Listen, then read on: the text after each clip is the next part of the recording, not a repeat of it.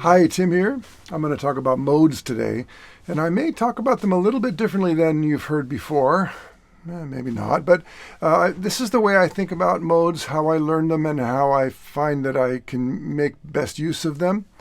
I think modes are something that probably can be discussed when we're talking about modal music rather than tonal music.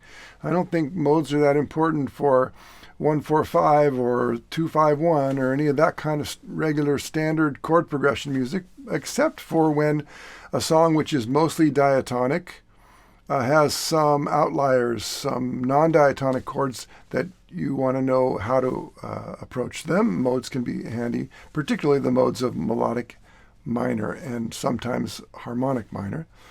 The 7 church modes, Ionian, Dorian, Phrygian, Lydian, Mixolydian, Aeolian, and Locrian, are what we're going to be discussing today. And they're less useful for superimposing on non-diatonic chords. Okay, so let's get to how I think about it. I organize the modes and build them one to the next by using the brightest mode, which I consider the Lydian mode to be the brightest mode. And then I reduce that Lydian mode by 1 and get an Ionian mode, reduce that by 1 and get a Mixolydian mode, meaning that every time I modify it, I move one of the notes down a half step, ending up with Locrian. So I organize them from brightest to darkest. It turns out that the half steps move toward the root of the mode as you go progressively from bright to dark. So the first one is Lydian. And I'm going to start with the tonic chord for a Lydian mode is C major 7, or even in this case, C major 9 sharp 11. The sharp 11 I think is nice to have in there, so it really gives you the sound, the particular sound of the mode. So here's the Lydian mode.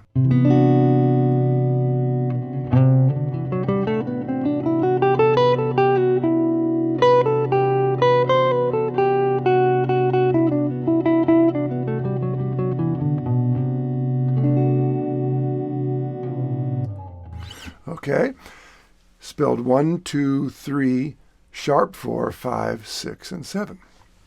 Now, if we reduce that sharp 4 by 1 half step, we come up with the Ionian mode. It is spelled 1, 2, 3, 4, 5, 6, 7. The tonic chord for that is a C major 7 or a C major 9 chord without the sharp 11, and that would sound like this.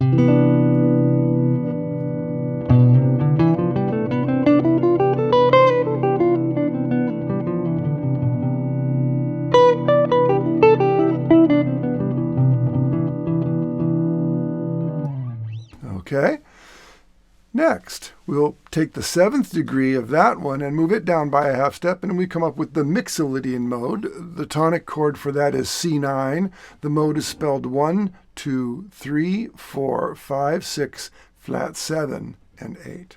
Sounds like this.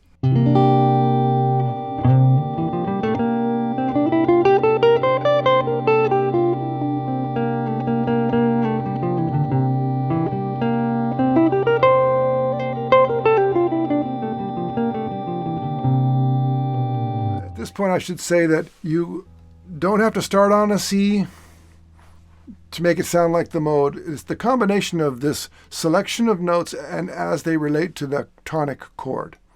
Although you can use the tonic chord and other chords generated by the mode by harmonizing the mode, but usually in modal music, we're thinking about the tonic chord as being sort of the home base. You may move away from that. You may even move chromatically away from that, as is in modal jazz often happens. Okay, now we're going to go to the Dorian. So what we're going to do is we're going to reduce the third to flat third, and we're going to have a minor 9 chord as our tonic. The spelling of the mode is 1, 2, flat 3. That's where the first half step is, right between 2 and flat 3. Then it's 4, 5, 6, and flat 7 and 1. So here's the tonic chord, C minor 9. And here's the Dorian mode.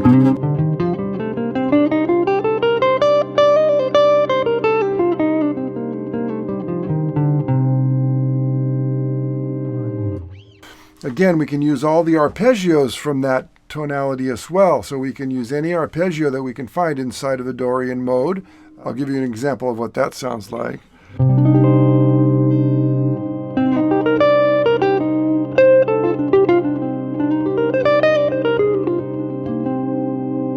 There's a few of them. You can use all of them, really.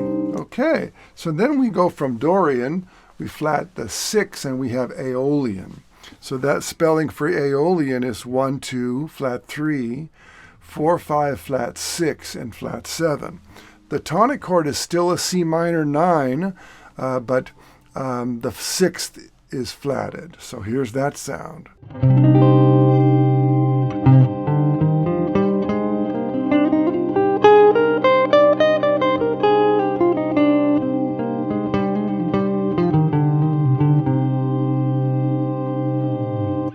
And don't forget, you can use arpeggios associated with that tonality as well.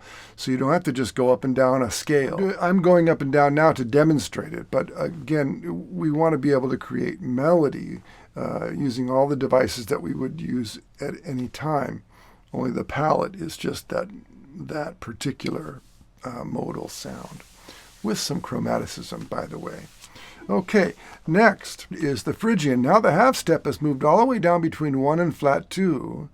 So then there's 1, flat 2, flat 3, and then 4, 5, flat 6, and flat 7. So the Phrygian is a tonic chord of a minor 7. It can't have a minor 9 chord because it's got a flat 2 in it. So I'm just going to play a big, nice C minor 7 chord and fly into the Phrygian sound, which has that flat 6 and the flat 2.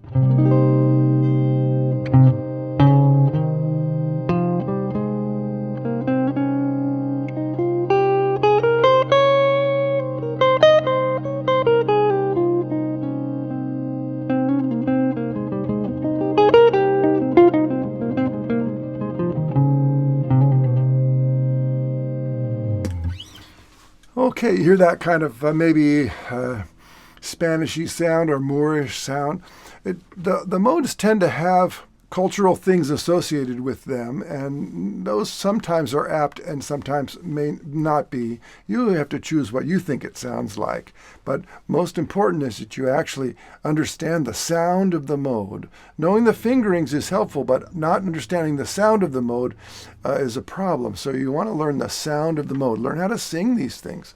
And maybe you could go through the same exercise singing the modes. Okay, and now we're going to get to the last one, the Locrian mode. Now, Locrian mode has a flat 2 and a 1 and a flat 2, so that half step is moved all the way, like with the Phrygian, all the way to the root. And then this one also has a flatted 5th, so that there's a half step between 4 and flat 5. So now the half steps, which used to be way up here, are now way down here, okay? And they move in a kind of leapfrogging effect, one at a time. So the lower one moves, and the upper one moves, and etc. So we're going to use a minor 7, flat 5 chord for our tonic chord. The spelling is 1, flat 2, flat 3, 4, flat 5, flat 6, and flat 7. Here we go.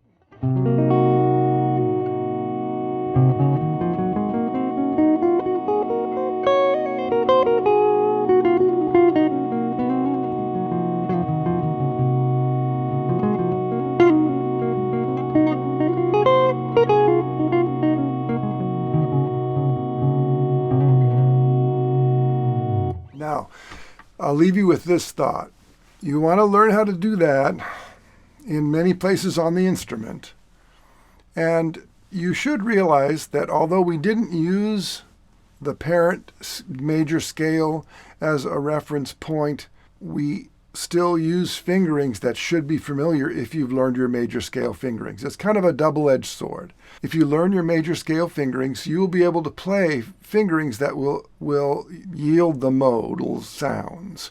But if you take them all from the same root, you will be using 7 different fingerings, and so you have to kind of have that straight in your mind. But the sound of the mode is more important than the fingering. Of course, you need the fingerings. You've learned them because if you learn major scale fingerings, those are the same fingerings you're going to use to play these modes. But to learn them from the same root in a parallel fashion, I think helps to get the sound of these things and the difference between them much more clear. So I'm going to leave you with a little music here. Let's go back to our Lydian sound and play a little bit. And I'm going to try and make melodies here, not just run up and down.